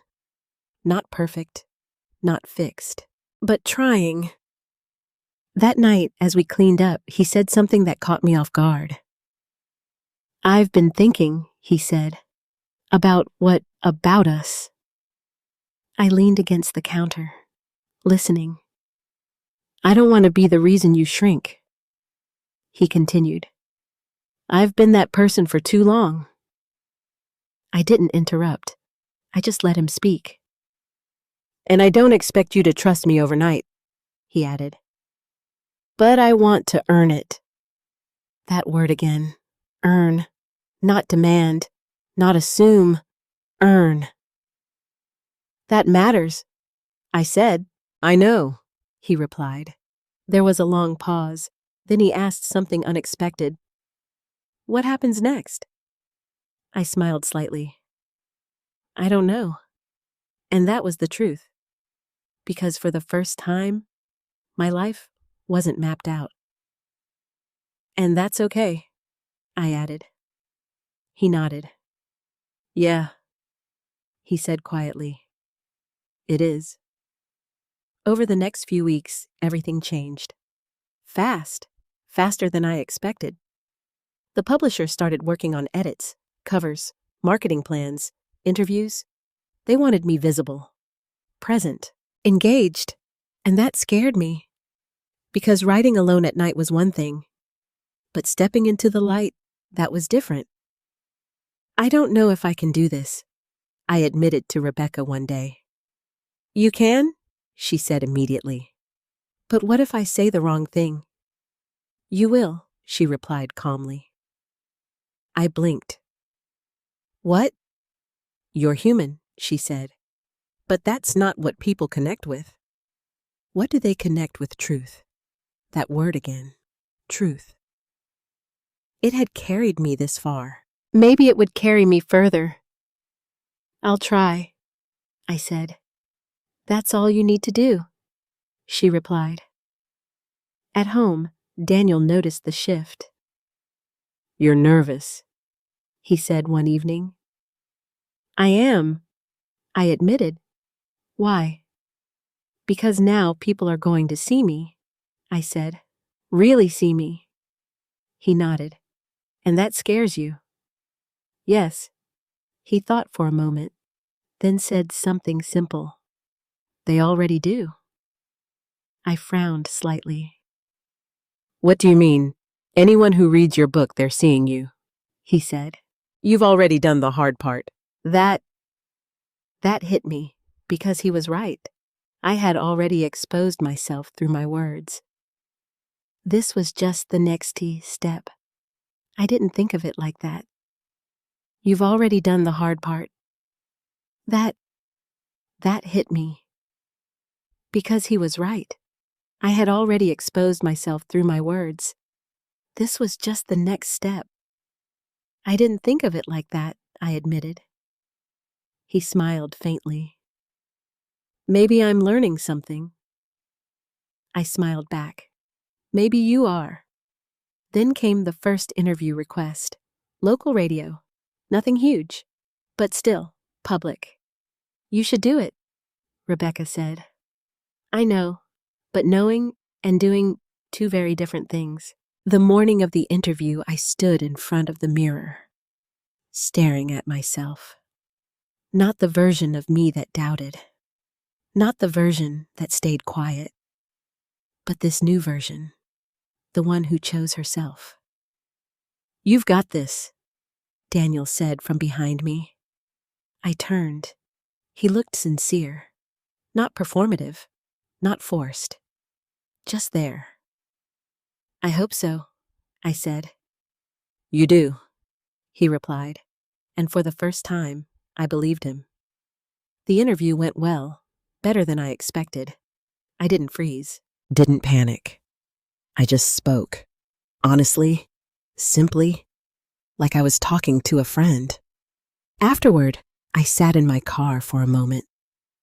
Hands still on the steering wheel, heart steady. And I realized something. I wasn't the same person anymore. Not the one who needed permission. Not the one who doubted her voice. I had changed. And this time, it wasn't because someone told me to. It was because I chose to. When I got home, Daniel was waiting. Well? He asked. I smiled. I did it. He grinned. I knew you would. And in that moment, it didn't feel like I was proving anything to him anymore. I was just living my life, on my terms, and that was the real victory. The first time I saw my book in print, I didn't recognize my own name. Not because it wasn't mine, but because for so long I had convinced myself it didn't belong anywhere important, and now it was there, on a cover, real, tangible, unavoidable. I held it in my hands, fingers trembling slightly. This is yours, Rebecca said beside me. I nodded slowly. I know, but knowing and feeling, still two very different things.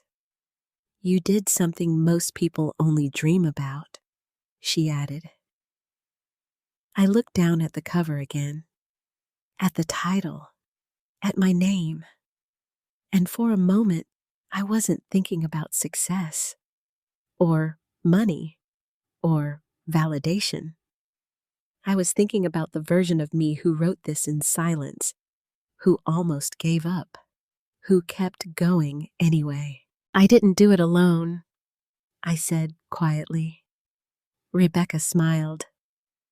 No one ever does.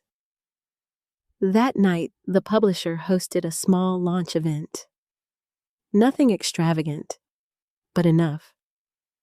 Enough to make it real. People showed up. Strangers, readers, curious faces, and they wanted to talk to me. That still felt strange.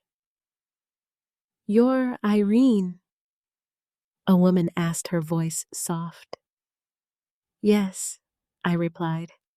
She held my book close to her chest. I just wanted to say thank you. For what? For writing something that made me feel seen? She said. My throat tightened. Because that was never something I expected. I'm glad it meant something to you, I said. It did, she replied. More than you know. She walked away after that, but her words stayed, because for the first time I realized something. This wasn't just about me anymore. My story. It belonged to others too, in the way it connected, in the way it healed, in the way it reminded people they weren't alone. Later that evening, Daniel arrived. He stood near the entrance at first, like he wasn't sure if he belonged there. I saw him, walked over.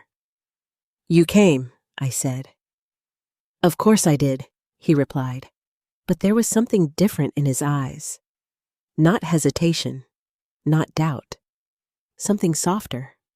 Respect. I didn't know if I should, he admitted quietly. Why not? He hesitated. Because this is your space, he said, and I didn't want to take anything away from it. That surprised me. You wouldn't, I said. I know that now, he replied. We stood there for a moment. Then someone called my name. Another reader. Another conversation. Another moment that pulled me away. I should go, I said. He nodded. It'll be here. And he was, not interrupting, not inserting himself, just present, watching, supporting. And that mattered more than he probably realized. The event ended later than I expected. My voice was tired, my body exhausted, but my heart full. As we walked to the car, Daniel broke the silence. I saw how people looked at you, he said. I glanced at him. And they admire you, he continued. I smiled faintly. That's still new to me. It shouldn't be, he said. I stopped walking, turned to face him. Why do you say that? Because you've always been this person, he said. I just didn't see it. There it was, the truth. Not sugar-coated, not softened, just honest. And now I asked. Now I do, he replied, and I'm sorry it took me this long. I studied his face, looking for anything that felt forced, but there was nothing, just sincerity. I believe you, I said, and I meant it, because trust doesn't come back all at once, but sometimes it starts with a single honest moment. We got into the car, drove home in comfortable silence, and for the first time in years, it didn't feel like I was carrying everything alone. Weeks passed. The book gained traction. Sales grew. Reviews came in, some glowing, some critical. But all of it, part of the journey. One morning, I checked my account and saw the numbers. Real numbers. More than Daniel's monthly salary. More than I ever imagined. I stared at the screen for a long time. Not because I was shocked, but because of what it represented. Not money, validation, not from others, from myself. I closed the laptop slowly, walked into the living room. Daniel was there, reading. "Hey," I said. He looked up. "Hey." I hesitated for a second, then said it. "I made more this month than your salary." The words hung in the air, heavy, but not sharp. Not like before. He blinked once, then nodded. "That's incredible. No defensiveness, no discomfort, just acknowledgement." "Yeah," I said softly. "It is." There was a pause. Then he added something I didn't expect. "You earned it. And that was the moment everything fully shifted. Because once upon a time, he would have dismissed it, minimized it, made it smaller. But now, he saw it, respected it, accepted it. "I did," I replied. Not arrogantly, not cautiously, just truthfully. Because I no longer needed to shrink my success to make someone else comfortable. That version of me was gone, and I wasn't going back. That night, as I sat at my desk again, I opened a blank document. The cursor blinked, waiting. A familiar sight, a new story. I smiled slightly, because this time I wasn't writing to prove anything. Not to Daniel, not to anyone. I was writing because it was part of me, always had been, always would be, and no one would ever take that away again. This journey taught me something I wish I had understood much earlier in life. Sometimes the most dangerous words aren't harsh or cruel, they're quiet. Words like, "be realistic," "it's too late," or "that won't go anywhere." When you hear them enough, especially from someone you trust, you start to believe them. You start to shrink without even realizing it. For years, I thought I was being responsible. I thought I was choosing stability, but in reality, I was slowly abandoning parts of myself that mattered. The truth is, dreams don't disappear just because you ignore them. They wait, quietly, patiently, until one day they either fade or demand to be heard. What changed my life wasn't luck. It wasn't talent alone. It was the moment I stopped asking for permission to become who I already was. And maybe that's the real lesson here. You don't need everyone to understand your dreams. You don't need perfect timing. You don't need guarantees. You just need the courage to start and the strength to keep going when no one else believes in you yet. Because one day, the same thing people dismissed might become the very thing that changes your life. So now, I want to ask you something. Have you ever given up on something you loved because someone told you it wasn't realistic? Or are you still holding on to a dream you're too afraid to start? Tell me in the comments. I read every single one, and I'd truly love to hear your story. And if this story meant something to you, don't forget to like and subscribe. Not just to support me, but to remind yourself that it's never too late to choose your own voice. Also, let me know where you're watching from and what time it is right now. I always find it amazing how stories can connect people from all over the world. You're not alone in this, not anymore.